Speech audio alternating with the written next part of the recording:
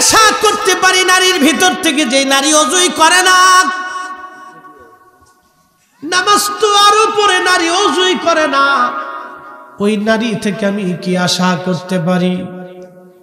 Doctor বলে মায়েরা অন্তঃসত্ত্বা হলে মাকে ভালো ভালো পুষ্টিকর খাবার খাওয়াইতে হয়, মাকে ভিটামিন যুক্ত খাবার দিতে হয়, ছোট মাছ শাকসবজি তাজা তাজা ফলমূল।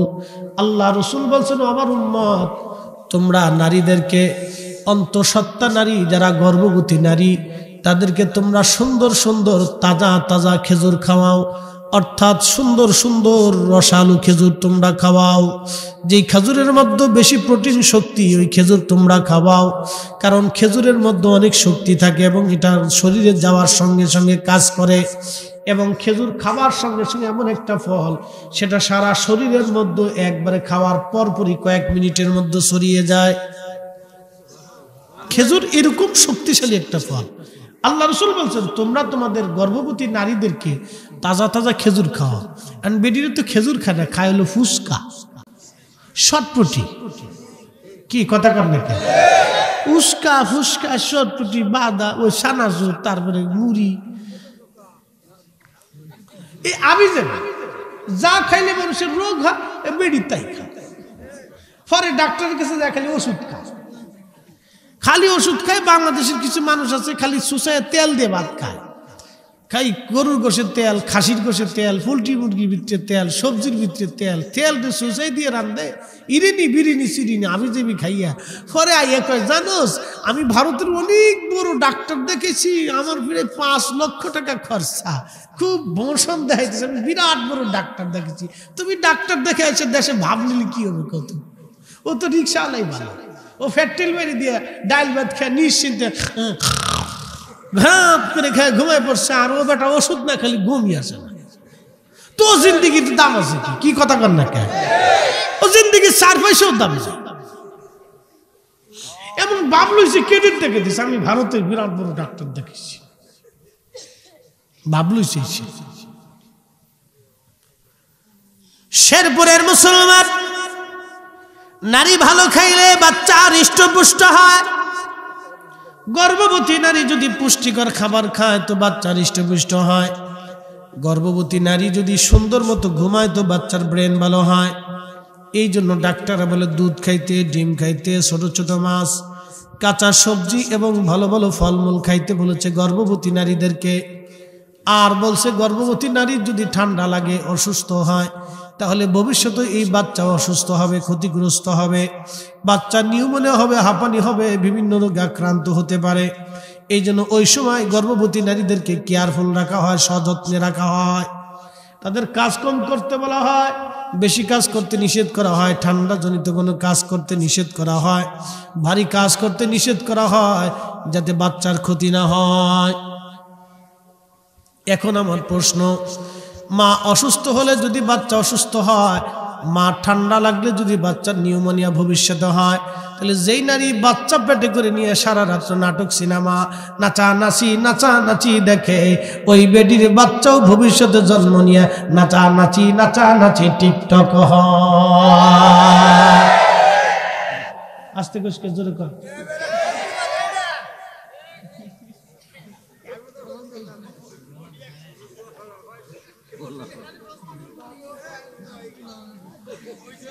মুসল্লি তো খুব কড়া মুসল্লি, শিক্ষের একটা দিয়ে আর আগে দিয়ে ফেলছি। কথা কি আমি যুক্তি অসম্মত বলছি? বাচ্চার মা যদি ঠান্ডা লাগলে ভবিষ্যতে বাচ্চার নিউমোনিয়া হতে পারে, তাহলে যেই বাচ্চা পেটে নিয়ে মা সিনেমা দেখে, নাটক দেখে, নাচানাচি দেখে, কুসংস্কার দেখে,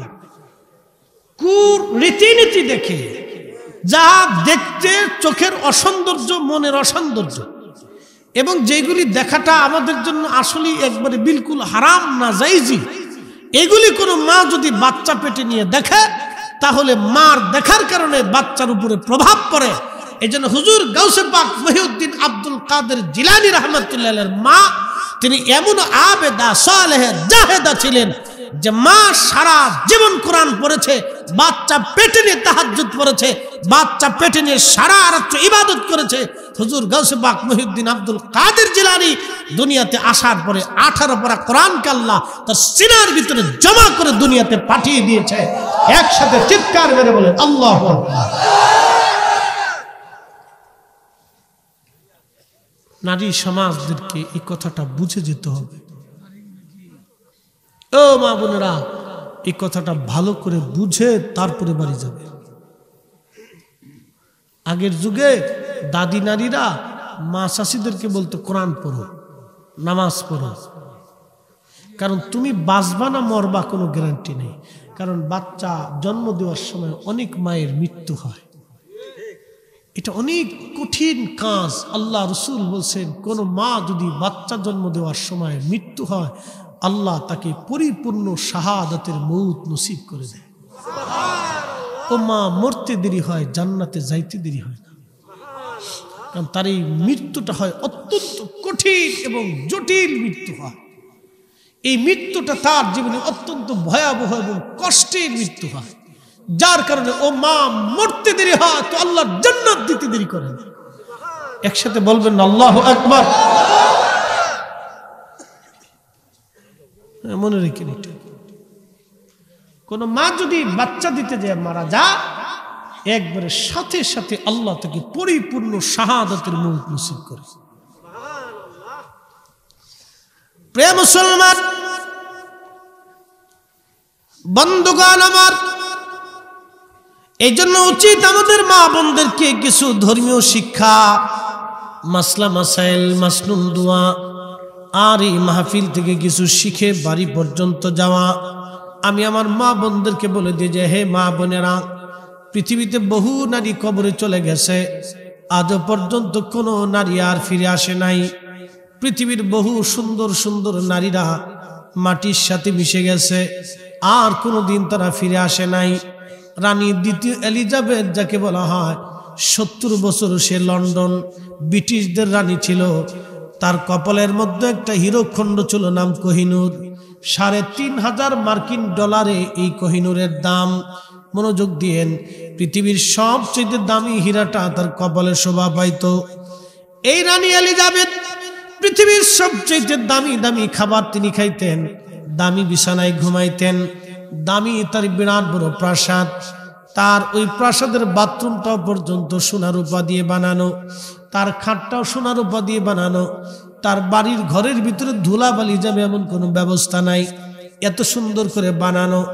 কিন্তু 70 বছর পরে কিন্তু সে বৃদ্ধা হয়ে গেছে, তার সৌন্দর্য কিন্তু ধরে রাখতে পারে নাই, তার চেহারা ধরে রাখতে পারে নাই, স্বাস্থ্য ধরে রাখতে পারে নাই। ও পুরুষ ভাইরা, শেরপুরবাসী শুনে যান, 40 বছর পর থেকে মানুষের জীবনে ভাটা আসতে থাকে।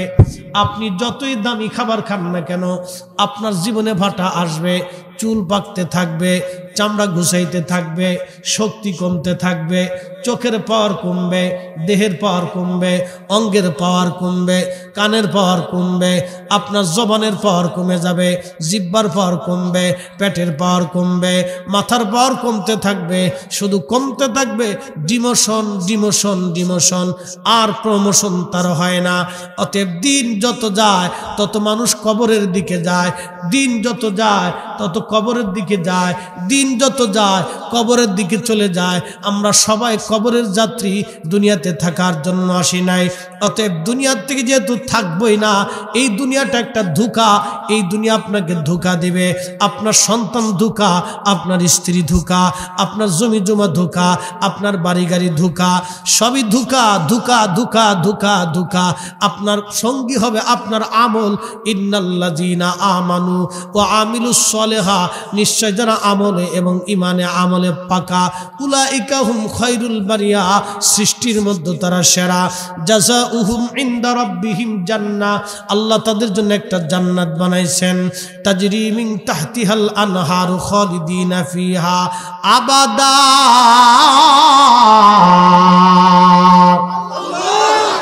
এমন একটা জান্নাত যার নিচ দিয়ে নহর প্রবাহিত হবে, নদী নদী হবে 4টা, একটা দুধের নহর, আর একটা পানির নহর, আর একটা মধুর নহর, আর একটা শরবতের নহর। এত সুন্দর চোখ কোনোদিন দেখে নাই, মন কোনোদিন কল্পনা করে নাই। জান্নাত এত সুন্দর, চোখ কোনোদিন দেখে নাই, মন কোনোদিন কল্পনা করে নাই, মন কোনোদিন কল্পনা করে নাই। আমার এই যুবকদের মনে অনেক কল্পনা থাকে, একবারে শাবনূর নায়িকার মতো সুন্দরী বেডি বিয়ে করবে, আবার ওই ভারতের নায়িকাদের মতো সুন্দরী বেডি বিয়ে করবে। এই মন ওদের এটা চায়, ওটা চায়, এটা চায়। বিরাট বড় একটা গাড়ি হবে, কারো চিন্তা একটা মোটরসাইকেল চালাবে, বাপে একটা মোটরসাইকেল কিনে দিবে, আবার কারো চিন্তা বিদেশে যাবে, কোটি কোটি টাকার মালিক হবে, বিরাট বড় বাড়ি হবে, অনেক বড় গাড়ি হবে।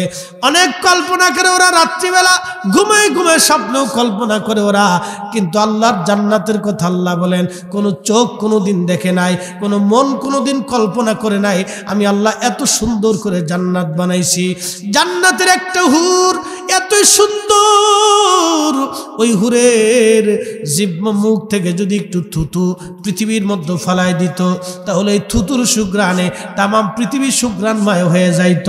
ওই হুরদের মুখের থুতু যদি এত সুন্দর ঘ্রাণময় হয়, তাহলে হুরের শরীর থেকে কেমন সুগন্ধ আসবে। আমরা দেশের বেডিরা 3 দিন গোসল না করলে শরীর থেকে পাটার গন্ধ আসবে। আমার দেশের বেডারা 7 দিন গোসল না করলে শরীর থেকে ছাগলের গন্ধ আসবে। কি কথা কন ঠিক কিনা? কথা খারাপ কিছু রে? হাসিস নিয়ে তোমরা যে কি বুঝো তা আমি জানি। ও চিন্তা করে সারা রাত বেরিয়ে, এখন চিন্তা হলো খালি বাপে মোটরসাইকেল একটা দিলে দেখবেন, কারো মোটরসাইকেল একটা হইলে খালি গিয়ার একটা হুম হুম। কয়দিন পরে ভূত করে কাইতে ফুরিয়ে পঙ্গু হাসপাতালে ঠ্যাং একটা জুলাই তুই দিচ্ছে। হ্যাঁ, আপনি পঙ্গু হাসপাতালে যায় দেখেন, হাজার হাজার রোগীর ভিতরে এই 100% রোগীর ভিতরে 95% রোগী এই মোটরসাইকেল অ্যাক্সিডেন্ট। একটা ফা ঝুলে থুই দিছে, একটা ফা বাইন্দে থুই দিছে, আর একটা ফ্লাস্টার করে থুই দিছে, আর একটা 3 ঠ্যাং বানাই দিছে, আর একটা ঠ্যাং বগলের নিচে দিয়ে দিছে। যা এবার কুতে গিয়ে বুঝে মোটরসাইকেল চালাইস। সেদিন আমি বরিশাল বরগুনা মাহবিলে যেতেছি, তো চিন্তা আমার গাড়ি তো আবার 2000 সিসির, টান দিলে খুব 120-30 কোনো ব্যাপার না। আমারটা 120-এ চলতেছে, ফার্স্ট দিয়ে মোটরসাইকেল দিয়ে 140-এ চলতেছে মোটরসাইকেল মা রোডে। ওটা রোড তো খুব ভিআইপি রাস্তা, বুঝছেন না, আন্তর্জাতিক মানের রাস্তা। তো এই খুব টানতেছে। আমি ঘটনা কি, মোটরসাইকেলের তো সাহেদি পিছনে একজন ডিস বয়ে দিচ্ছে, জন ডিস চিনে নেই মনে হয়, বেডি প্যান পরা বেডি, গেঞ্জি গাই দেওয়া বেডি। কি বেডির বেডি এবার চিন্তা করেন, কোন মা এটা জন্ম দিচ্ছে জানি না, রাস্তাঘাটে সাইডে দিছে, চলতেছে, চলছে গাড়ি যাত্রাবাড়ি। হ্যাঁ, খুব চলা চলতেছে।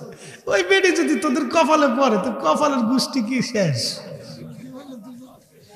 জীবনে দুনিয়ার থেকে জান্নাত চোখে দেখে যেতে পারবি না, জান্নাত কি জিনিস বুঝে যাবি।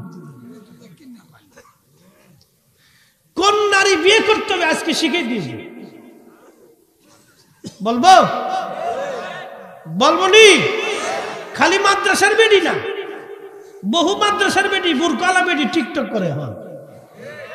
হ্যাঁ ঠিক আছে, গলিকা জোর খা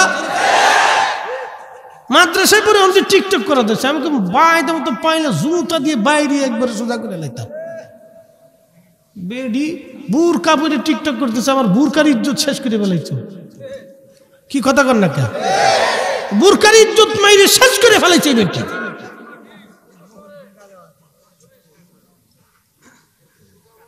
কোনটা অরিজিনাল কোনটা 2 নম্বর বুঝার খাইতে না।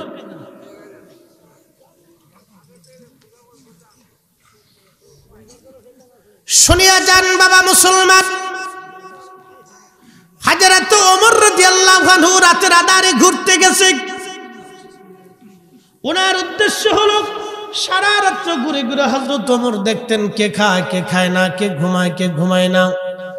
আমাদের নেতা ফেতা যারা নির্বাচন আসলে সবাইরে পাওয়া যায়, নির্বাচন চলে গেলে আর পাওয়া যায় না। আস্তে কইলেন কে, জোরে কর। নির্বাচন শুরু হইলে তখন দেখবেন নেতা আইছে, ও চাচি কেমন আছে? কাকি কতদিন আপনার দেখি রে, কাকিরে ফার্ম মেরে শেষ করে ফেলাইতেছে। কাকি আপনার ওই মার মতো দেখা যায় আপনার, ইস তোর মার মতো হয়েছে। নির্বাচন শেষ আর মা খালা কারি খবর নেই, খবর নেই। এই বসেন, একটা লোক উঠবেন না, মুতে ধরে খালি না, না মুতে ধরলে চাপ দিয়ে বসে থাকতে হবে, লড়াচড়া করা যাবে না। একসাথে জোরে বলেন তো আল্লাহু আকবার। মনোযোগ দেন।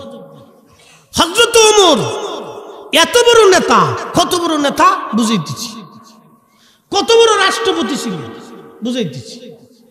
বর্তমানে ইরাক, সৌদি আরব, ইয়ামান, ওমান, জর্দান, কাতার, কুয়েত, বাহরাইন, এরপরে ফিলিস্তিন, Syria, Lebanon, Libya, Tunisia, Algeria, Nigeria, Morocco,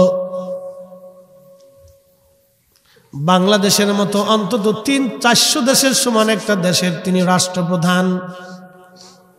ঘুমাইতেন খেজুরের মাদুরের উপরে, বালিশ ছিল তার মাত্র হাতের ডানা। চিৎকার মেরে জোরে বলেন না মারহাবা। তেলের গাড়ি তেলে চলে, হাওয়ার গাড়ি হাওয়ায় উড়ে, বিনা তেলে চালাই গাড়ি নবী সুলাইমান।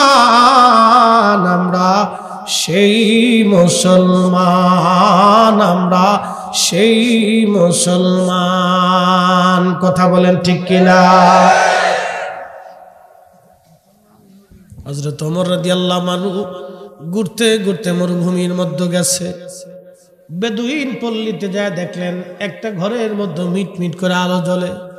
হযরত ওমর গোলাম আসলামকে নিয়ে চলে গেলেন, যাইয়া দেখতেছে মিটমিট করে আলো জ্বলে। হযরত ওমর ধীরে ধীরে ধীরে ধীরে ওই ঘরের পিছনে যে দাঁড়াইলেন। বিষয়টা কি আজকে দেখতে হবে। ঘরের পিছনে কিছুক্ষণ দাঁড়ানোর পরে লক্ষ্য করলেন এক মহিলার কণ্ঠে আওয়াজ আসতেছে, মা, মেয়েরে আমার দুধের সাথে পানি বেশি করে মিশাও। দুধের সাথে, আমার দিকে তাকান, অন্য দিকে না। এখানে একটু পানি আছে, সামান্য একটু ফাঁকা আছে, 3 আঙ্গুল পরিমাণ ফাঁকা, 2 আঙ্গুল পরিমাণ ফাঁকা। তো 2 আঙ্গুল পরিমাণ ফাঁকা এখানে যদি এই এতটুকু দুধ থাকে আর 2 আঙ্গুল পরিমাণে পানি দিয়ে যদি ভরে দিয়ে 1/2 লিটার বানিয়ে বিক্রি করে দেন, তাহলে ওই 2 আঙ্গুল পরিমাণ যে পানি বেচছেন, পানির থেকে যে টাকা আসছে হালাল না হারাম? এই তো বুঝে গেছেন আপনারা, হারাম। আমাদের দেশে অনেকে বাদাম খায়, ওই ফুলাফান বাদাম কিনতে যায়, বাদাম আলার কয় বাদাম আলা তোমার বাদামের দাম কত? কয় 100 গ্রাম 25 টাকা। কয় মাপতে থাকে, বলে কত মাপো? 250 গ্রাম মাপো। 2-3 জন 250 গ্রাম বাদাম কিনবার যে এই পাশ দিয়ে 2-3 জনে ফুটফুট করে খেয়ে 25 গ্রাম খেয়ে ফেলাইছে। এবার ঠিক আসতে কলি খে এ সব বাদাম চোর, বাদাম চোর। আর ওই যে বটবটি চোর, ওই বটবটি কিনবার যে বটবটি বাদাম দাম কত ভাবতে খাই ফেলাইছে 25 গ্রাম শেষ। এই মনোযোগ দেন, এই যে বাকি 25 গ্রাম যে বাদাম খাইলো, এটা হালাল না হারাম? জোরে জোরে জোরে জোরে জোরে জোরে। এই বাদামের জন্য কিয়ামতের ময়দানে বাদামওয়ালার পিছনে তাকে দৌড়াইতে হবে। বাদামওয়ালা মাফ না করা পর্যন্ত আল্লাহ মাফ করবে না। আল্লাহ বলবে বাদামওয়ালার কাছ থেকে মাফ নিয়ে আসো, যাও। আমার দেশে যারা সরকারি টাকা মেরে দিয়ে খায়, কিয়ামতের ময়দানে 18 কোটি মানুষ তার বিরুদ্ধে মামলা করবে। কত কোটি? এখানে আমাদের ওসি সাহেব বসা আছেন, মনে কি শুনে রাখেন, উনি যদি 1 টাকাও ডাইন বাম করে তো কিয়ামতের ময়দানে আমরা ওনার বিরুদ্ধে মামলা করব। উপায় নাই রে আবুল হোসেন, উপায় নাই, কিয়ামতে না দিয়া গেলে সারা নাই। কি কথা কর না কে?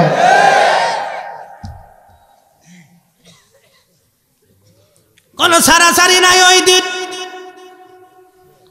18 কোটি মানুষ ওই দিন মামলা করবে।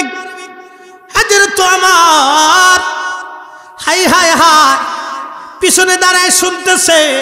মা বলতেছে, মেয়েরে দুধের সাথে পানি বেশি করে মিশাও। মেয়েটা ডাক দিয়ে বলল, মা দুধের সাথে পানি মিশাবো রে মা, যদিও ওমরের গোয়েন্দা জানে কালকে সকালবেলা মসজিদে নববীতে বিচার হবে। মেয়েটা ডাক দেয়া বলতেছে, মা বিচার হবে। মা ডাক দেয়া বলে, মেয়েরে এত রাত্রিবেলা ওমরের গোয়েন্দা কি করে জানবে যে আমি তোমারে দুধের সাথে পানি মিশাইতে বলতেছি? কিন্তু ওমর তো পিছনে দাঁড়ায় দাঁড়ায় শোনে।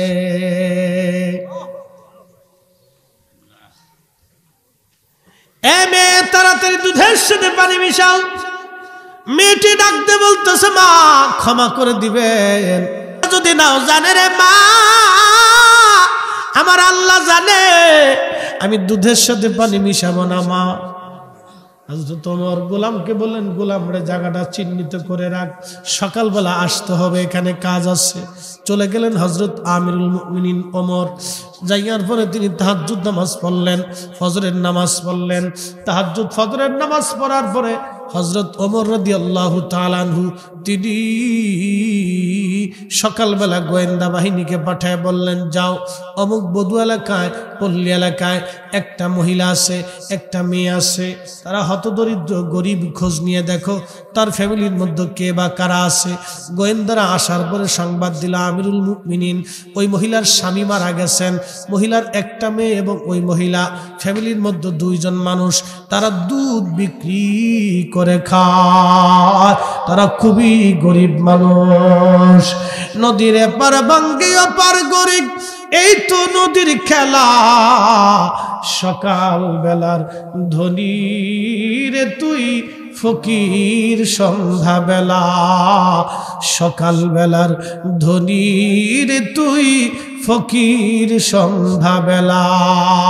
আল্লাহুম্মা সাল্লি আলা, হ্যাঁ জবান খুলে একসাথে আল্লাহু আকবার।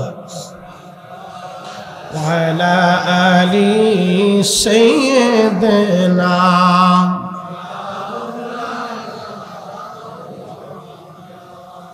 এই পৃথিবী পরে থাকবে একদিন, আমরা থাকব না। কথা বলেন ঠিক কিনা? সবাই আমাদের ভুলে যাবে, রাসূল আপনি ভুইলেন না। আল্লাহুম্মা,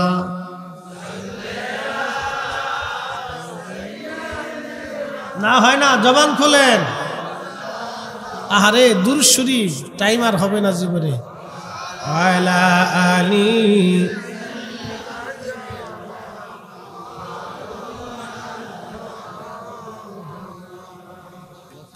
হাজেরা তো ওমর ডাক দিয়ে বলতেছে, আমার সন্তানরা তোমরা বিয়ে করবা কে?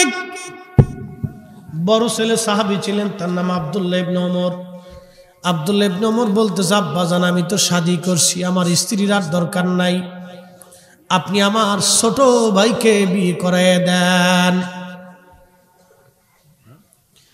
আপনি আমার ছোট ভাইকে বিয়ে করায় দেন। ওই পেশি কেটে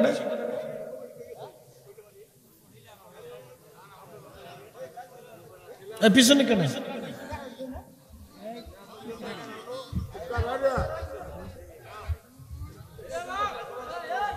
আচ্ছা থাক, ওই ফোলা পার একটু জিকির করে, লা ইলাহা ইল্লাল্লাহ, লা ইলাহা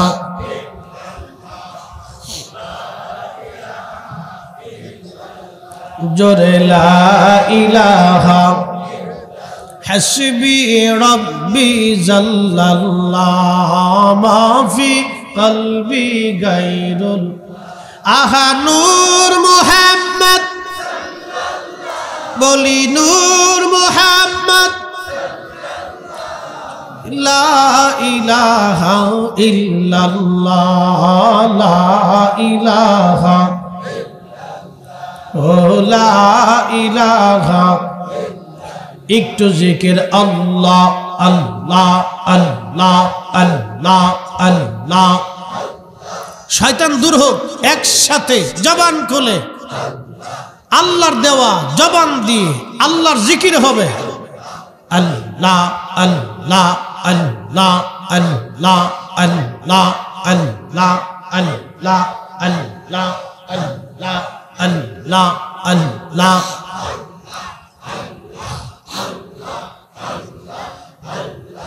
আল্লাহু আল্লাহু রে মন আল্লাহ কর জপনা। আল্লাহ আল্লাহ আল্লাহ। আল্লাহর জিকির না করিলে দিল তো জিন্দা হইবে না। আল্লাহু আল্লাহু রে মন আল্লাহ কর জপনা। আল্লাহ আল্লাহ আল্লাহ আল্লাহ।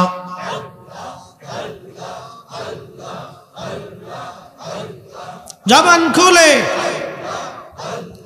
গাছবিরি কৌতরলতা আল্লাহর জিকির করে তারা। গাছবিরি কৌতরলতা আল্লাহ জিকির করে তারা।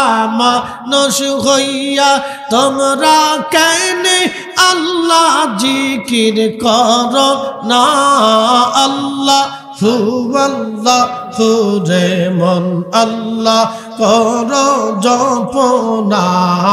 আল্লাহ আল্লাহ আল্লাহ আল্লাহ আল্লাহ।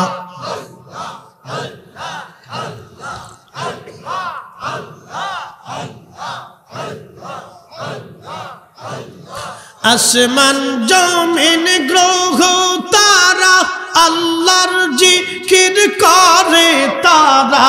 আসমান জমিন গ্রহ তারা আল্লাহর জিকির করে তারা। মানুষ হইয়া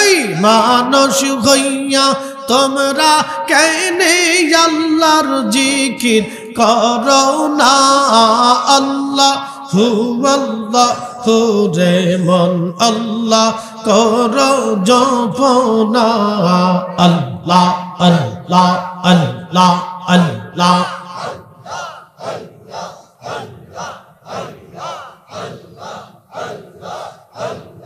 জবান খুলে আল্লাহর জিকির। আল্লাহ আল্লাহ আল্লাহ। আইসো ভাবে যাইতে হবে বেবে কেন ভাবনা। আইসো ভাবে যাইতে হবে বেবে কেন ভাবনা। আদম ফরিদি ভেবে বলে আল্লাহর জিকির সাইর না। আল্লাহু আল্লাহু রে মন আল্লাহ কর জপনা। আল্লাহ আল্লাহ আল্লাহ।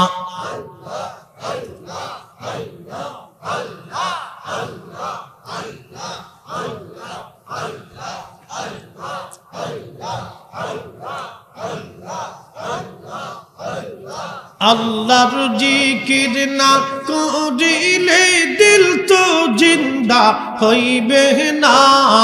আল্লাহু আল্লাহু রে মন আল্লাহ কর জপনা। আল্লাহ আল্লাহ।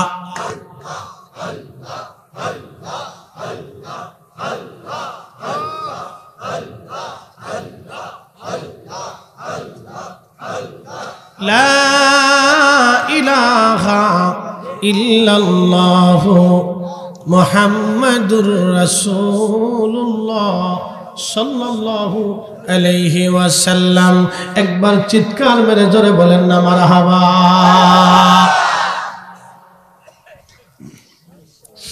শেরপুরবাসী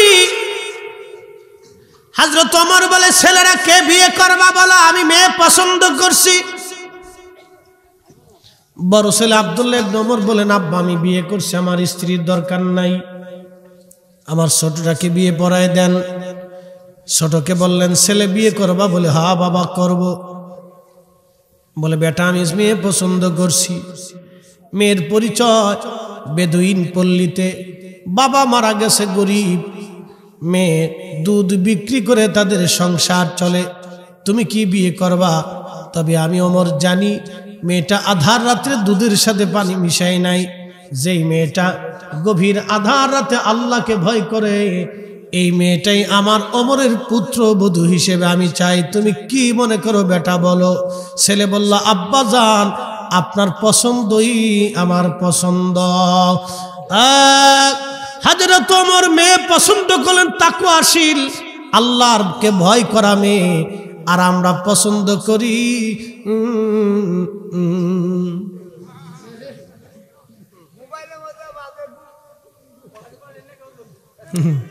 আমরা পছন্দ করি কি চামড়া সাদা আছে কিনা, মায়ের বাপের মাল করি আছে কিনা, কি কথা কর না কা পয়সা করি আছে কিনা, কেমন কি দিতে পারবো, আমার ফুলারে খাট পালঙ্গ মোটরসাইকেল এটি সেটা ঘোরার জিমে আগুন বাগুন এটা দিতে পারবো কিনা, এটা খুঁজতেছি আমরা। পরে কয়দিন পরে আইসে আমার কাছে দোয়া করে কান্দেন কে কয় মায়ের ফুলার ভাত খাইতে দিলে ফুলা আলাদা হয়ে গেছে। ফুলা তো আলাদা হইব। মাইয়া আনছেন টিকটকে মাইয়া ঘরের বউ হিসেবে, তা আপনি দোয়া চাবেন না আর একবারে দোয়া চাবে? আপনি হযরত ওমরের মতো একটা আমানতওয়ালা মেয়ে নিয়ে আসেন, জীবনে বৃদ্ধাশ্রমে যেতে হবে না। কি কথা কর না কেন? এই বেলায় নাই এরপরে দোয়া চা। সেদিন এক মুসল্লি আমার মসজিদ এসে, আমার তো হাউজিং মসজিদ 4-5 হাজার মুসল্লি হয় তো, অনেক মুসল্লি। এক মুসল্লি কাঁদতেছে, কান্দেন কেন? খতিব সাহেব হুজুর দোয়া করেন, ফুলাটা পাগল হয়ে গেছে। বয়স কত? 6-7 বছর। 6-7 বছরের বাচ্চা পাগল হলো কেমনে? কয় মোবাইল টিপতে টিপতে। আমি কি আপনার জুতা দিয়ে পিটানোর দরকার? দোয়া আগে জুতা দিয়ে বেরিয়ে আপনি বাচ্চাদের মোবাইল দিয়েছেন কেন? মোবাইল দিয়ে একটা ছোট্ট বাচ্চার জীবন নষ্ট করে আপনি আমার কাছে দোয়া চাইতেছেন? আপনারও ফিটাইতে হবে, আপনার বউডারে ফিটাইতে হবে। কি কথা কর না কেন? এতটুকুন বাচ্চাদের মোবাইল দিবেন কেন? কি জন্য এতটুকুন বাচ্চাদের মোবাইল দিতে হবে? ওরাতে গেম দিতে হবে? কারণটা কি? ও তো এখন খেলার সময়, ও ক্রিকেট খেলবে, ফুটবল খেলবে, দৌড়াদৌড়ি করবে। ও মোবাইল নিয়ে টিপতে টিপতে টিপতে টিপতে মাথার ব্রেন নষ্ট হয়ে যায়, স্মৃতি নষ্ট হয়ে যায়, চোখ নষ্ট হয়ে যায়, শেষ পর্যন্ত সে অ্যাবনর্মাল হয়ে যায়। ঢাকার শহরে হাজার হাজার বাচ্চার অ্যাবনর্মাল হয়ে গেছে এই মোবাইলে। এই বেডি স্টার জলসা দেখে আর পোলারে মোবাইল দিয়ে দিচ্ছে, যাও হেতাও কাইতে দেয়, হেতাও কাইতে দেয়। কয়দিন পরে পোলা পাগল হয়ে গেছে। কি বুঝলেন আপনারা? হ্যাঁ, এই জন্য বিয়ে করলে হিসাব কিতাব করে করিস, খালি দাঁড়ায় মুতিস না, খালি দাঁড়ায় মুতার চিন্তা।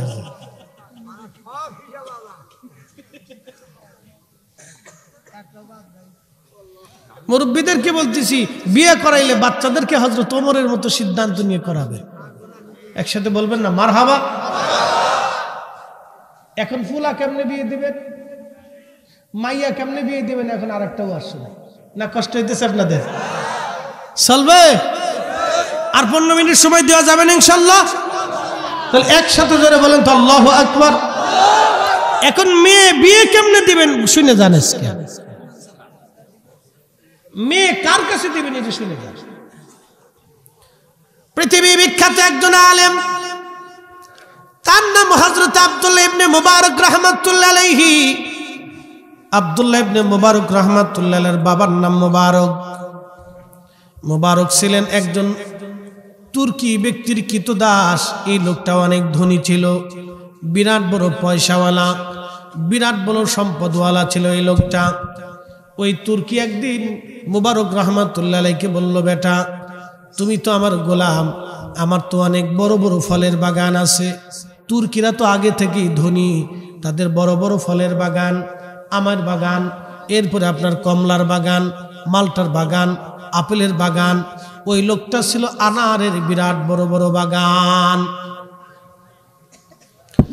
এই বিরাট বড় আনারের বাগানে ওই তুর্কি লোকটা হযরতে আব্দুল্লাহ ইবনে মুবারক রাহমাতুল্লাহর আব্বা মুবারক রাহমাতুল্লাহ আলাইহিকে বলল, বেটা মুবারক, তুমি আনারের বাগান পাহারা দাও, এই আনারের বাগান পর্যবেক্ষণ করো।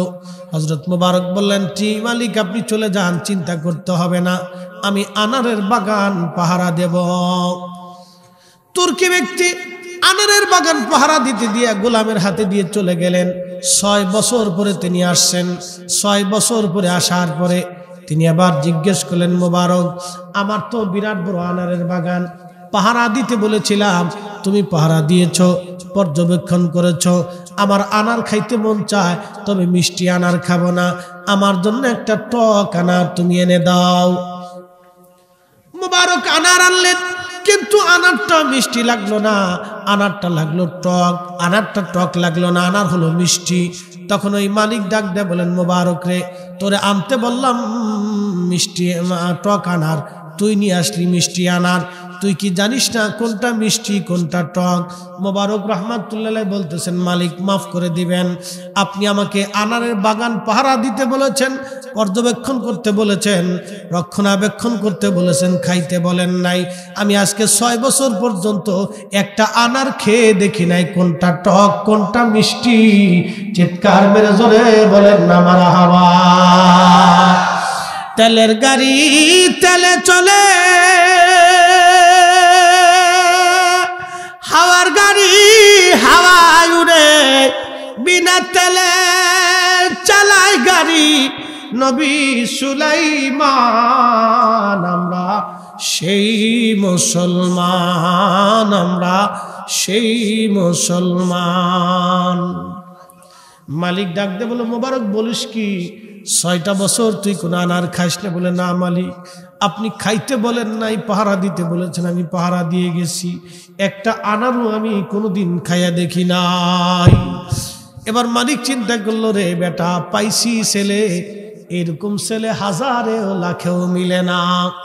ঘরের মধ্যে গেলেন, বিবিরে ডাক দেখায়, বিবির, আমার মেয়েটা তো খুব পর্দানশীল, নামাজি এবং খুব আবেদা সলেহা, আমার মেয়ের জন্য একটা স্বামী পছন্দ করেছি, একটা ছেলে পছন্দ করেছি।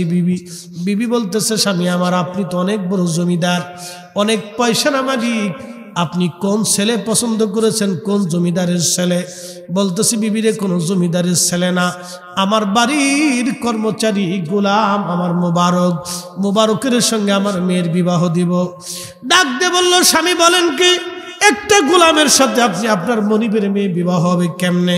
বলে, বিবি বুঝো নাই, আজকে 6 বছর ধরে আনারের বাগান পাহারা দিতে বলেছি, আমার মুবারক আনারের বাগান পাহারা দিয়েছে, কিন্তু একটা আনারও খেয়ে দেখে নাই। এত বড় আমানতদার ছেলে পৃথিবীতে আর খুঁজে পাওয়া যাবে না। আমার মেয়েটা এত বড় আমানতওয়ালা ছেলের কাছে বিয়ে দিলে আমার মেয়েটা সারা জীবন সুখে থাকবে, দুঃখে থাকবে না। চিৎকার মেরে জোরে বলেন মারহাবা। আমরা ছেলে মেয়ে বিয়ে দিই, ছেলে কেমন গাঁজা খায় না বাবা খায় আমরা দেখি না, আমরা খোঁজ খবর নেই না, নামাজ পড়ে কি পড়ে না আমরা জানি না, হ্যাঁ খালাল মতো চলে কিনা আমরা তাও খোঁজ খবর নেই না, খালি চিন্তা করি ফুলার মাল আসেনি,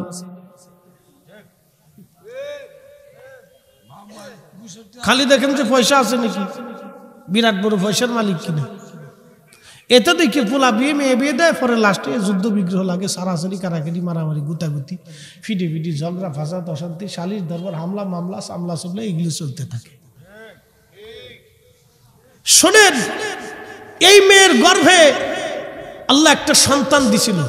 আজকে বলে দিয়ে যাই, 2 মেয়ে তো বিয়ে হইল, তো 2 মেয়ের পরবর্তী পর্যায়ে কি হয়েছে আজকে বুঝাই। 2 পরিবারের মধ্যে কি বের হইছে আজকে বুঝাইতেছি। আব্দুল্লাহ ইবনে মুবারক পৃথিবীর বিখ্যাত এমন একজন ইমাম, ফিকহের কিতাবে এমন কোন কিতাব নাই যে কিতাবে ওনার নাম লেখা না আছে। একসাথে বলবেন আল্লাহু আকবার। তার বাবার নাম মুবারক। ওই মুবারক ওই মেয়েকে বিয়ে করছিল, সেই মেয়ের গর্ভে আল্লাহ একটা সন্তান দিয়েছিল, তার নাম আব্দুল্লাহ। এই আব্দুল্লাহ সেই আলেম, পৃথিবীর এমন কোন কিতাব নাই যার কিতাবে তার নাম লেখা না আছে। একসাথে বলবেন আল্লাহু আকবার। এবার আসেন, ওমর যে বিয়ে করাইলেন তার ছেলেকে ওই দুধ বেচা মেয়ের সাথে, ওই মেয়েটার কি হলো? ওই মেয়েটার গর্ভে আল্লাহ আরেকটা মেয়ে দিল। সেই মেয়ের গর্ভে আল্লাহ আরেকটা মেয়ে দিল, সেই মেয়ের গর্ভে আল্লাহ একটা ছেলে দিল। এই ছেলের নাম ইসলামের প্রথম মুজাদ্দিদ, মুসলমানদের দ্বিতীয় ওমর ইবনে আব্দুল আজিজ রাহিমাহুল্লাহ। পৃথিবীতে 6 জন ব্যক্তি আল্লাহর কালাম অনুযায়ী দিন চালিয়েছে এবং দুনিয়া বিরাগ জাহেদ হয়ে পৃথিবী শাসন করেছে। একজনের নাম আবু বকর, দ্বিতীয় জনের নাম ওমর, তৃতীয় জনের নাম উসমান, চতুর্থ জনের নাম আলী, পঞ্চম জনের নাম ইমাম হাসান। 6 মাস পর্যন্ত খেলাফতে ছিলেন। এই 6 মাসে তিনি আল্লাহর কোরআন নবীর তরিকা অনুযায়ী পৃথিবী শাসন করছেন। এরপরে পৃথিবীতে আরেকজন শাসক ছিলেন, তার নাম ওমর ইবনে আব্দুল আজিজ রাহিমাহুল্লাহ, যিনি কোরআন এবং সুন্নাহ অনুযায়ী পৃথিবীর খেলাফত পরিচালনা করছিলেন এবং দুনিয়া বিরাগী ছিলেন। খেলাফত থেকে একটা পয়সাও তিনি খাইতেন না, নিতেন না এবং মৃত্যুর সময় সমস্ত সম্পদ তিনি আল্লাহর রাস্তায় দান করে দিয়ে জাহিদ হয়ে কবরে চলে গেছিলেন। ওই সেই মেয়ের রক্ত তিনি ওমর ইবনে আব্দুল আজিজ। যেমন মেয়ে তেমন সন্তান, যেমন পোলা তেমন বাপ, একসাথে যেমন বাপ তার তেমন পোলা, একসাথে জোরে বলা যাবে না আল্লাহু আকবার। কষ্ট হচ্ছে আপনাদের? বিয়ে করাইলে, সংসার করাইলে এরকম করাবেন। বসেন, 1 ঘন্টা 1.5 ঘন্টা বইলি খালি মুতে ধরে, গ্যাসে ধরে একবারে বিরাট বড় অস্থির লেগে যায়। 4 দোকানে ঘন্টার পর ঘন্টা বসে থাকে, তখন মুতু আসে না, ফাঁদু আসে না। না, মন খারাপ করে না। টেলিভিশন দেখতেছে, বুড়া বেটা হাঁ করে বেডিকে নাচ দেখতে যায়। মাঝে মধ্যে আমরা দেখি আর হাসি পেয়ে, ওরে বুড়া কত বড় শয়তানি। কয়বার? আল ইখলাসু সুলুসুল কুরআন, নবী নিজের জবানে বলছে সূরা ইখলাস হলো কোরআনের 3 ভাগের 1 ভাগ। একবার পড়লে 10 পারা, 3 বার পড়লে 30 পারা। কোরআন শরীফ সূরা ইখলাস বাইনে মরিচের মতো, জাল বিরাট। সূরা ছোট কিন্তু জাল বিরাট, দাম অনেক, পাওয়ার অনেক। এই সূরা 3 বার তেলাওয়াত করলে 1 খতম কোরআনের নেকি হয়ে যায়। সূরা ইখলাস 3 বার পড়ে দিয়ে বাস কায়দা মতো দোয়া বকশিশ করে ছেড়ে দিয়ে দিবেন। যা চলে দোয়া চলবে, চলবে।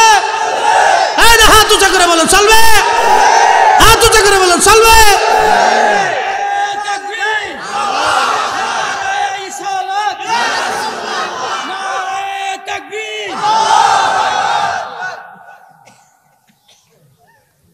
এই আমার দিকে তাকান, 40-এ যদিও প্রশ্ন 40-এ, বিষয়টা 40-এ না, আমি আপনাদেরকে বুঝাই।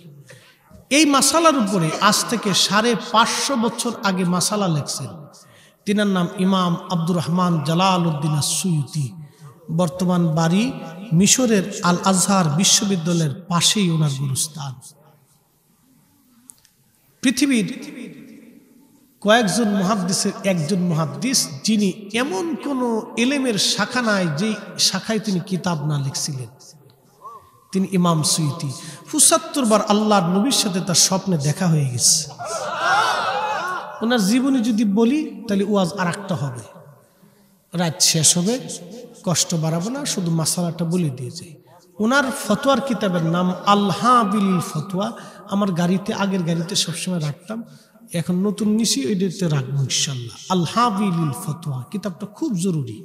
এই কিতাবের ভিতরে একটা অধ্যায় আছে তুলুউস সুরিয়া বিইযহারি মা কানা খাফিয়া, অর্থাৎ মানুষ মারা গেলে যে আমরা দোয়া করি না ভাই, এই দোয়ার উপরেই উনি কিতাবটা লিখছে। মারহাবা বলবেন না? আমার কিছু বাইরা খুঁজছে না বলে হে বেটার চোখের দোষ। ও কই গে তা তো কইলি তো আমার কি, আমি কি, আপনি কি হাফেজের মুরিদ? আপনি কি হাফেজের উম্মত? না না, আপনার জিজ্ঞেস, আপনি কি হাফেজের উম্মত না নবীর উম্মত? নবীর উম্মত না, তো নবী যা কইছে ওটা করতে হবে। এক কথা শেষ। কি কথা কর না, ঠিক কি না? হ্যাঁ ঠিক আছে। ওরে বাবা মুরব্বি সেতা হেরা সহ্য হইতেছে না। কথা তো সত্য, হকের উপরে মানুষ চেতা থাকতেই হবে, ঠিক কি না? ওনারা চায় না যে দোয়া বন্ধ হোক, ওনাদের দোয়ার দরকার। তো ওনার গোষ্ঠী মুরব্বী বাপ চাচার দোয়ার দরকার।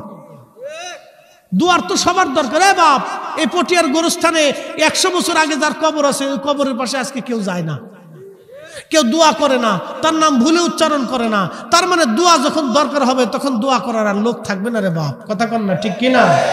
দোয়া বন্ধ করেন না, মানুষকে ইহসান করেন, দয়া করেন, মরহুমদেরকে ইহসান করেন, দয়া করেন। বাবা, এদেশের কত সন্তান বাবাকে গালি দেয়, এদেশের কত সন্তান মাকে মারতে যায়, হাজার হাজার সন্তান মাকে মারতে যায়, মাকে গালি দেয়, মাকে ভুলে যায়, দোয়া করে না, মাকে জুদা করে দেয়, আলাদা করে দেয়।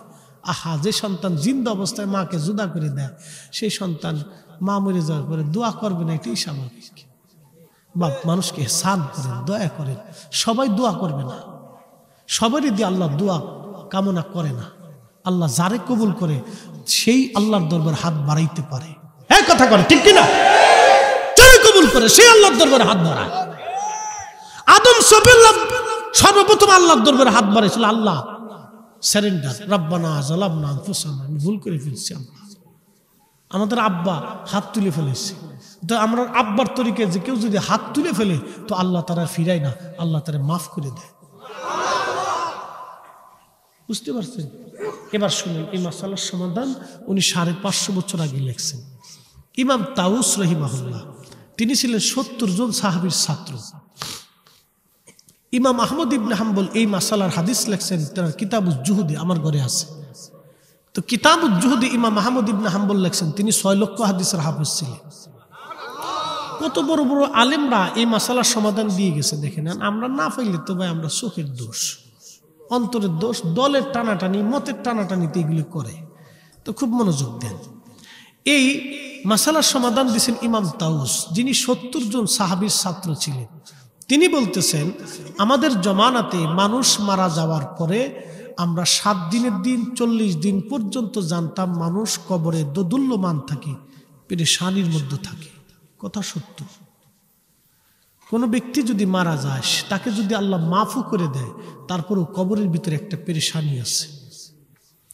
আপনাদেরকে একটা কথা বলি, কাউকে যদি এখানে তো ওসি সাহেব আছে, ওনারা যখন আসামি ধরে নিয়ে আসে, ধরে আনার পরে কিন্তু আসামির ফ্যামিলি যারা আছে তারা কিন্তু খুব চিন্তায় থাকে, এবং যে আসামির ধরে আনে ও কিন্তু খুব টেনশন থাকে। ওরে এমপি সাহেব এসে কয় তোর চিন্তা নাই, ওই অ্যাডভোকেট এসে কয় তোর চিন্তা নাই। ওনারাও অভয় দেয় মাঝে মধ্যে, চিন্তা করো না তুমি, একটা ব্যবস্থা হবে। কিন্তু তারপরেও কি চিন্তা যায়? চিন্তা কিন্তু যায় না। মামলা খালাস হয়েছে, জামিন হয়েছে, তারপরেও কিন্তু চিন্তা যায় না, চিন্তা থাকে। মানুষ কবরে চলে যাওয়ার পরে সে 40 দিন পর্যন্ত চিন্তিত থাকে, পেরেশানির মধ্যে কাটায় যে আমার কি হবে, কি হতে যাচ্ছে, কি আসতেছে আমার জন্য। সে দোদুল্যমান থাকে। ইমাম তাউস লিখতেছেন, আমাদের জমানাতে সাহাবীরা জানতেন মানুষের ইন্তেকালের পরে 40 দিন পর্যন্ত সে দোদুল্যমান থেকে, এবং 7 দিন পর্যন্ত দোদুল্যমান থেকে, 7 দিন এবং 40 দিন, এই কথা হাদিসে আসছে, 7 দিন 40 দিন। ইমাম তাউস লিখতেছেন, ঠিক তখন আমরা ইস্তাহিব্বুনা, হাদিসের পরিভাষা, ইস্তাহিব্বুনা আইয়ুতইমু তিলকাল আইয়াম, এই 7 দিন এবং 40 দিনের দিন আমরা মানুষদেরকে দাওয়াত করে এনে উত্তম খাবার খাওয়াইয়া ওই মরহুম মরহুমার জন্য দোয়া করাইতে মুস্তাহাব মনে করতাম। সুবহানাল্লাহ। বাড়ি যাইয়া কোন জমানায়? সাহাবীদের জমানা। কোন জমানা? উনি কয়জন সাহাবীর ছাত্র? 70 জন সাহাবীর ছাত্র। একজন সাহাবীর দাম কত? ওনার জুতা 1 পাল্লায় দিবেন, আর সব সাহাবী ব্যতীত যা আছে সবের আর 1 পাল্লায় দিবেন। এক সাহাবীর জুতার ওজনের সমান হবে না। উনি সেই 70 সাহাবীর ছাত্র ছিলেন। ওনারা হাদিস আর দিন বুঝতেন না, এখন আমরা বেদাত বুঝে গেছি। দুঃখ তো এই জায়গায়। এখন আমার কথা হলো, কে মানুক না মানুক ও সাথে আমাদের দেখার দরকার নেই। আমার বাপ মার জন্য দোয়ার দরকার, আমি করাবো। কি কথা কন না? কথা বলে, আমার আত্মীয় স্বজনের দোয়ার দরকার, আমি করাবো। কথা কন না? আমি কি করাবো? দোয়া।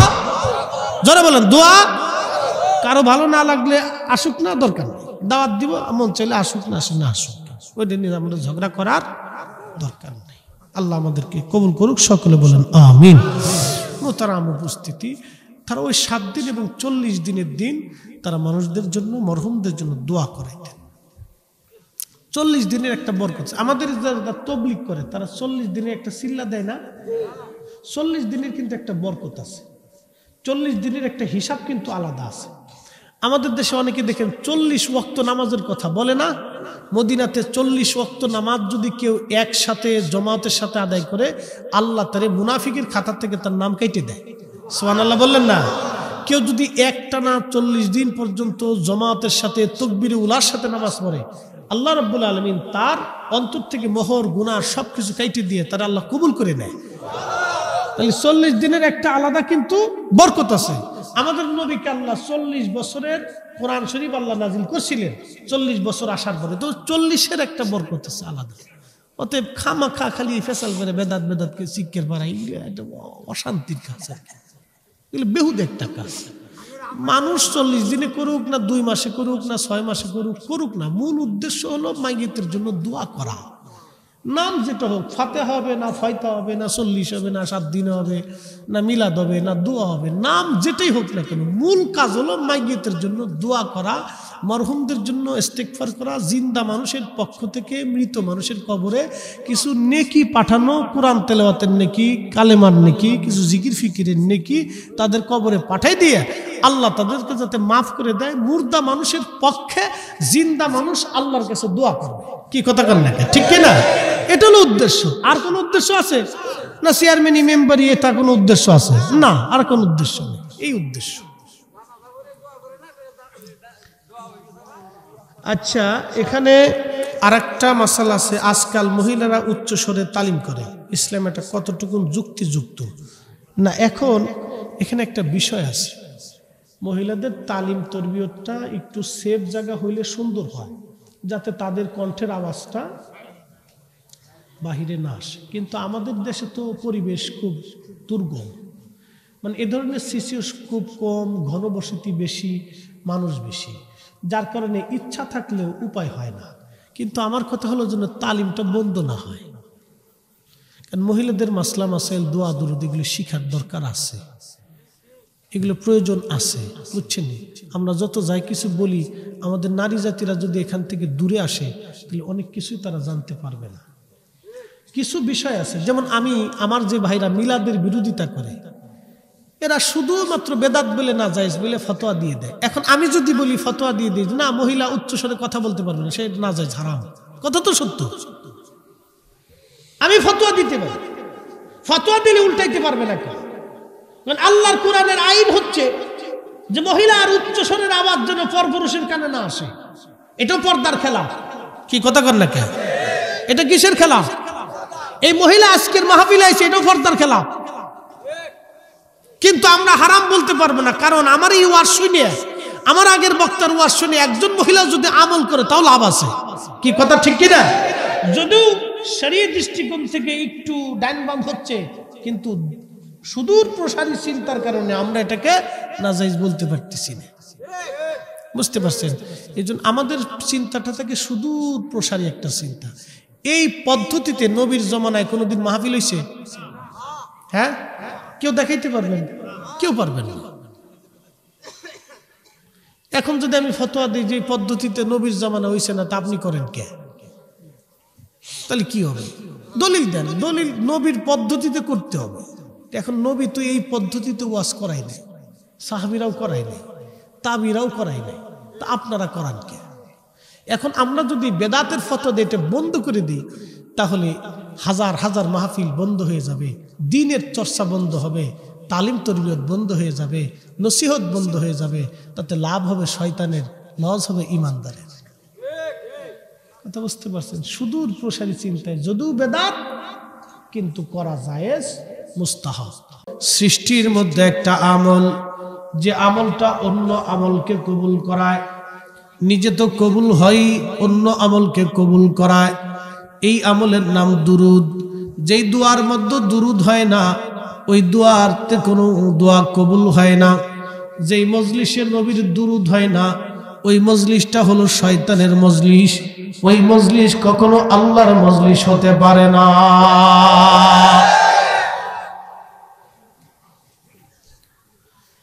জবান খুলে দেন, জবানের মালিক আমার আল্লাহ। জবান পাইছি, আমার আল্লাহ জবান দিয়েছে। শেরপুরের মুসলমান জবান বন্ধ হবে, আর ভাষা হবে না, কথা বলার সুযোগ আর হবে না। জবান থাকা অবস্থায় জবানের হক মিটাই, জবান খুলে দিই, একসঙ্গে দুরূদ শরীফ পড়ি। আল্লাহুম্মা সাল্লি আলা মাশাআল্লাহ, আল্লাহু আকবার। انظر حالنا يا رسول الله على آل سيدنا।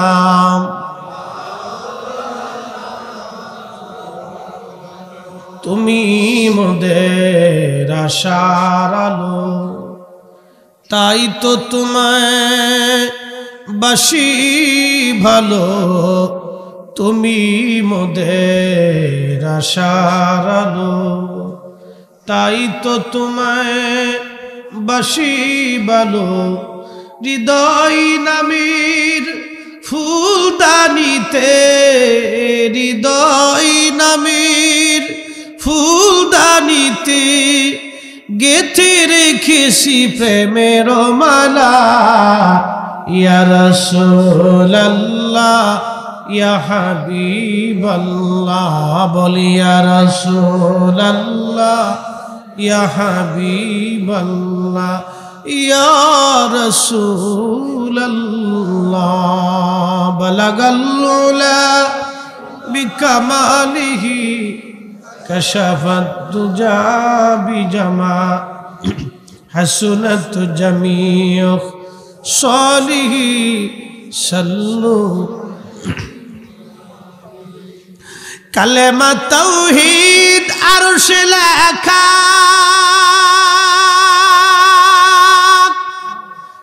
বামেতে মুহাম্মদ আকা। কি আছে না নেই? বন্ধুর পাশে বন্ধু বসা, হাবিবের পাশে হাবিব বসা। শুধু কালেমায় বসা থাকবে না, হাসরের মাঠে আল্লাহর আরশে মুআল্লার ডানে আল্লাহ একটা আসন তৈরি করবেন। এই আসনের নাম আসান। আইয়াবআসাকা রাব্বুকা মাকামান মাহমুদা।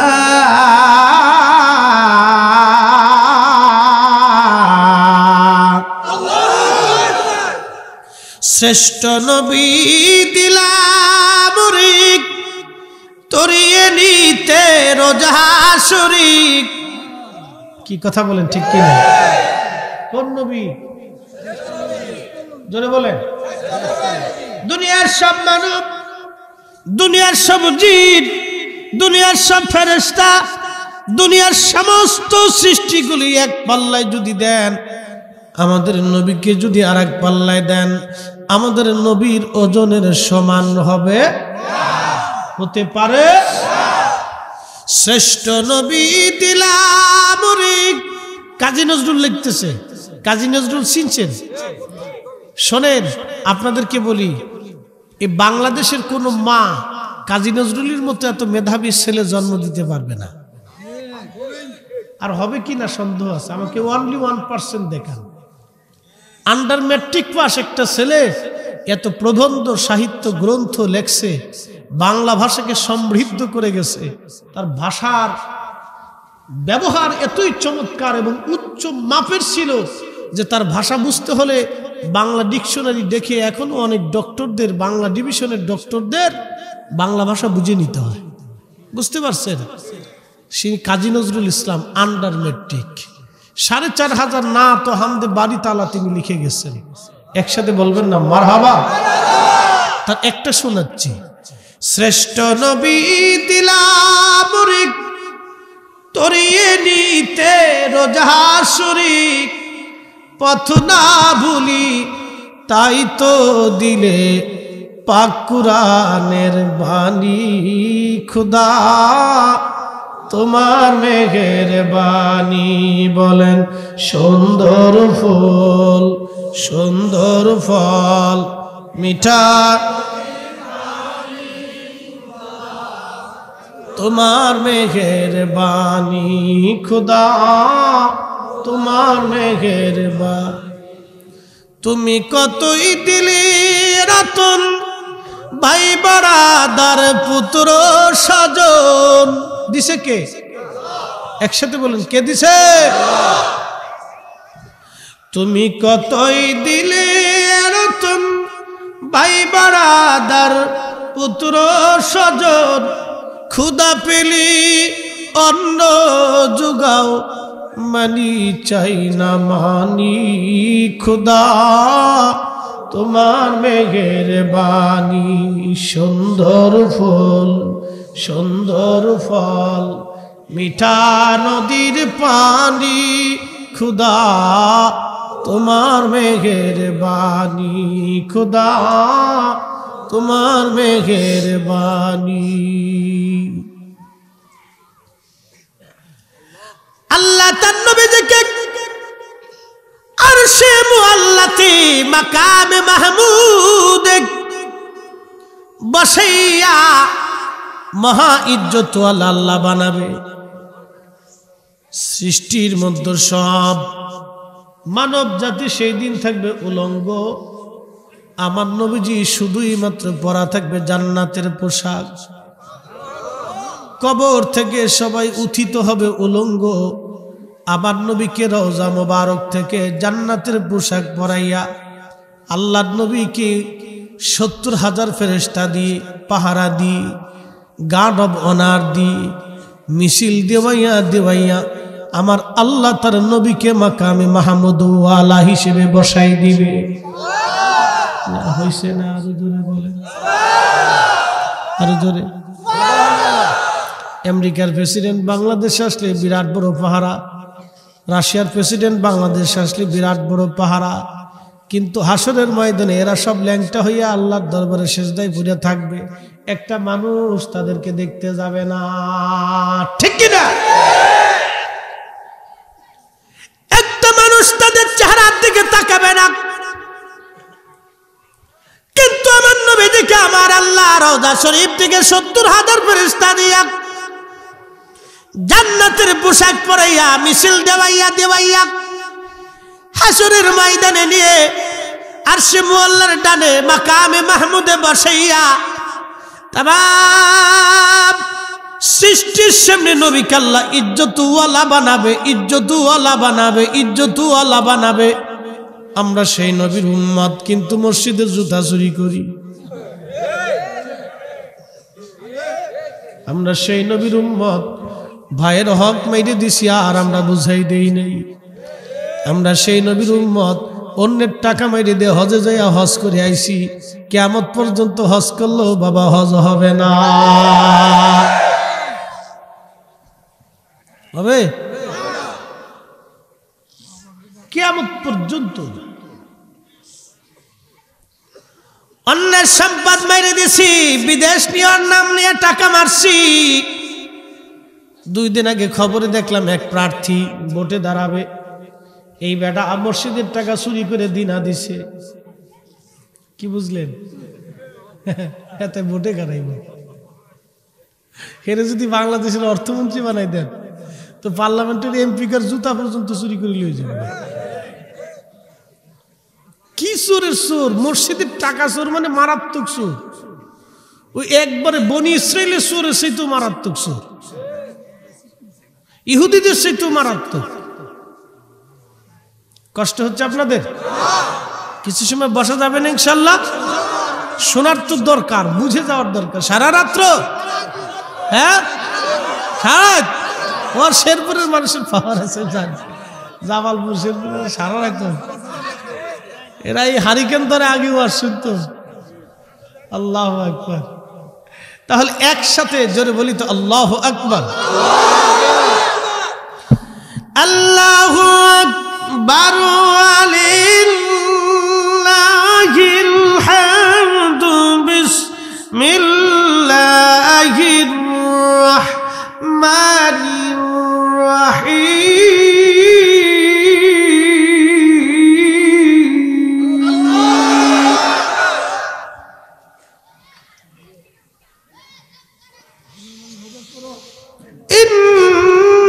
ইন্নাল্লাহা ইয়া'মুরু বিল আদলি ওয়াল ইহসান।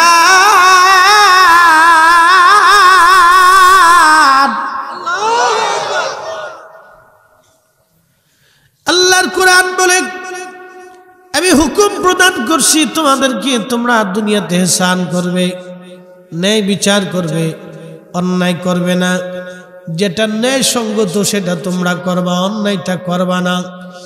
আমার দেশে অনেকেই বিচার সালিশ করে, বাপ মুইতে পানি নেয় না। এই আসতে বলেন কেন, জোরে বলেন। যে বেটা মুইতে পানি নেয় না, এই যুবকরা বলো তো, যে বেটা মুইতে তোরা লস নি,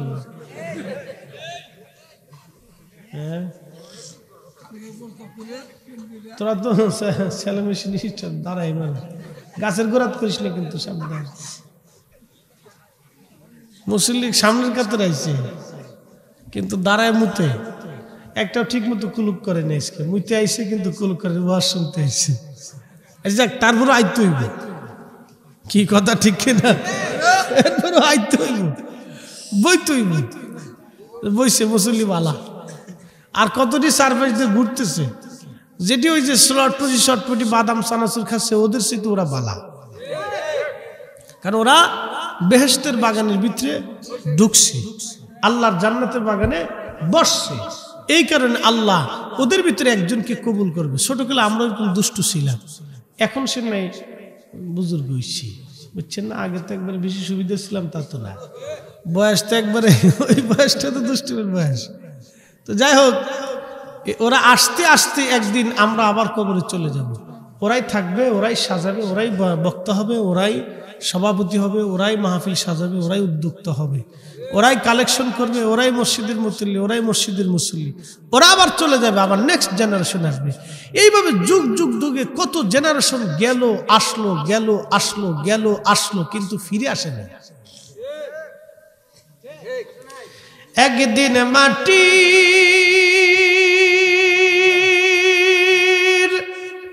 ভিতরে হবে ঘরে মন আমার, কেন বান্দ দালান ঘর, মন আমার কেন বান্দ দালান ঘর। وَلَن يُؤَخِّرَ اللَّهُ نَفْسًا إِذَا جَاءَ أَجَلُهَا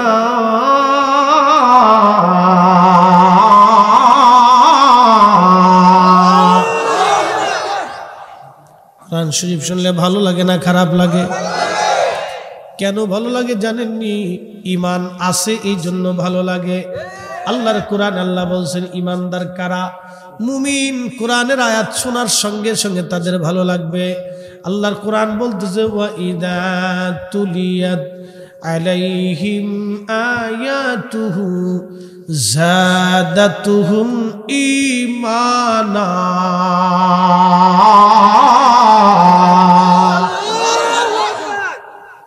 কোরআনের তেলাওয়াত শোনার সঙ্গে সঙ্গে তাদের ঈমান বেড়ে যাবে, ঈমান তাদের বাড়বে, ঈমান বেড়ে যাবে, তাদের ঈমান বর্ধিত হবে। কোরআনের আয়াত শোনার সঙ্গে সঙ্গে তাদের ঈমান বেড়ে যাবে, ঈমান তাদের বাড়তে থাকবে। এই জন্য আমাদের কোরআন শুনতে হবে। আগে আমাদের দেশের নারীরা ঘরে ঘরে কোরআন পড়তো, এখন নারীরা ঘরে ঘরে খালি টিভি দেখে। ঠিক আসতে গলি কে জোরে কর না, আপনারা কেন না? আজকে ওদের টেস্ট হইল, ওরা খাইয়ে আইছে না না খেয়ে আইছে এটা বোঝার দরকার। কাশি করে কর ঠিক না বেটি?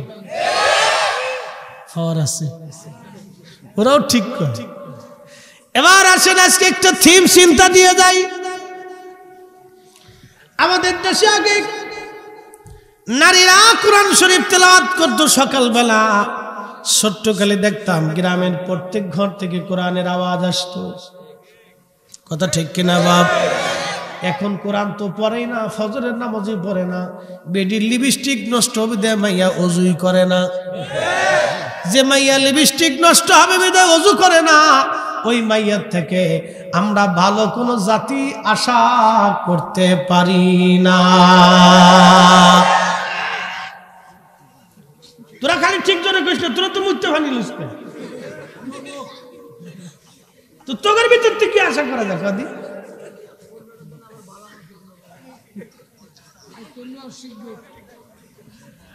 খাপ মনোযোগ দিয়ে শিক্ষা ঠিক দিতেছে, মানে বিরুদ্ধে কইলে খুব চেতা চেতে দাঁড়া তো করে বাস দিতেছি না। হ্যাঁ, ওরা দল বাঁধতে বসে যে আজকে হুজুর যা কবে খালি কবে ঠিক, হুজুর যা কবে খালি কবে ঠিক,